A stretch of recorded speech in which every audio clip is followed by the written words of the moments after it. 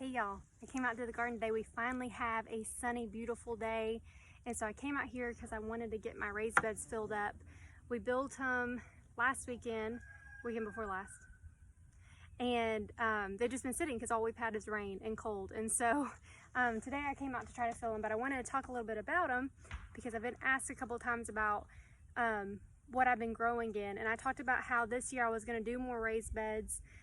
Mostly out of convenience because they're very low maintenance, and also I'm pregnant, and I figured as I get bigger this summer it would be nice having things higher up, and so I don't have to bend as far down. And also after the baby's born I tend to strap them in and wear them in a carrier, and just all that bending over and squatting down is just nice to have something taller. So this year we did taller beds. Every year I've gotten taller. I started off with literally a one board pine situation the first year I had a garden, and then every year my beds have gotten a little taller. So this year they're about 17 inches tall, and I got cedar, which I was super excited about.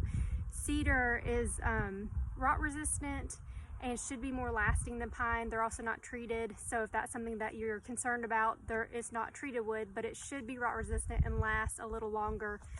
I've built them out of a lot of different materials, and a lot of times you have to replace them season after season, and that just becomes kind of tedious. So I did something that hopefully will last us a little bit longer this year.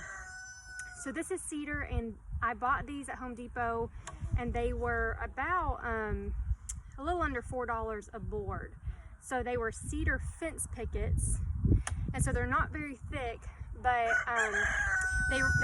they're 6 foot long. And so to make our measurements really easy, we did our 6 by 3, so we didn't have as much cutting. A lot of the boards we just left, and then the other boards we cut in half. So with that I used I think nine boards per bed, and it ran about, I don't know, somewhere between $35 and $40 by the time you add tax per bed, which is pretty good.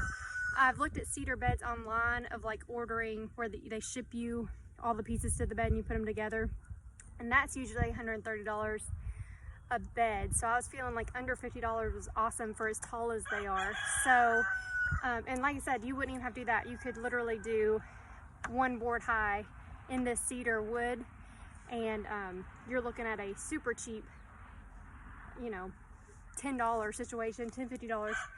So these are cedar boards. Super excited.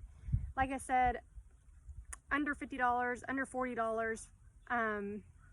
Now the question will be, how cheap can you fill them up? Because a lot of people build beds for super cheap, and you'll see people say all the time, you know, I built my garden bed for free, because you can use a lot of materials you have on hand, scrap wood, rock, all sorts of stuff.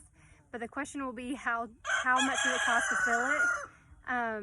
But you have to remember that you really only need the 6 inches of really good soil to grow in. So the rest of it, if you build them tall, the rest of it can be, I